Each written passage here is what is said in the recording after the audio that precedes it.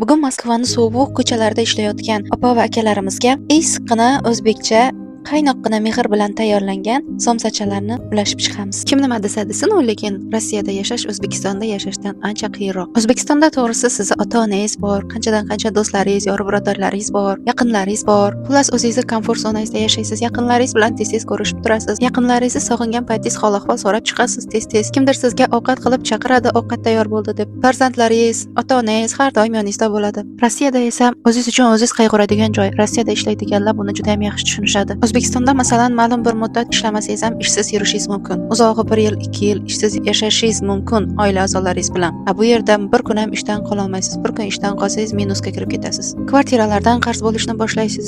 To'lovlaringiz bor, masalan, dokumentlaringiz, patent to'lovlaringiz bor, yeb ichingiz bor. O'qiydigan odamlarning o'qishini kontrakt pullari bor. Uyingizga pul jo'natishni o'ylaysiz. Xullas hamma narsa sizni bo'yningizda bo'ladi. Lekin bu qiyinchiliklarga faqat kuchlilargina sabr qilib, o'ylagan maqsadlariga erishadi. Ko'plar yomon yo'lga kirib ketadi. Ko'p insonlar halol mehnat bilan ishlab o'z maqsadlariga erishib, oilalari bag'riga ketishadi. Agar menga podpiska bosib qo'ysangiz, sizlar bilan biz Moskvani -20 gradusgacha ko'chada sovuqda ishlayotgan akalarimiz va opalarimizni o'zimizni o'zbekona shunaqa mehr bilan tayyorlangan issiqqina ovqatlarimiz bilan mehmon qilamiz va duolarini olamiz.